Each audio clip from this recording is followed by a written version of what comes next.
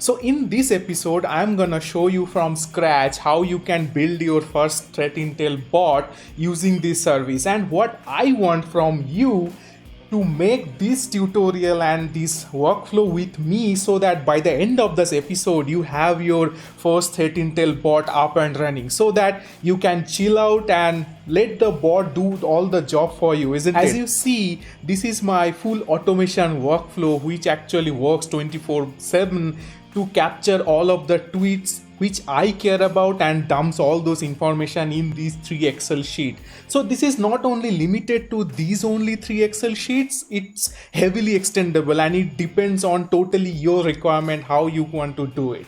So to make it, what all you just need only a Microsoft Office account, and that's absolutely free. And there is absolutely no requirement for you to know coding, all tech stuffs and nothing else. It's super simple. So without a further ado, let's dig in and let's create our first threat intel bot.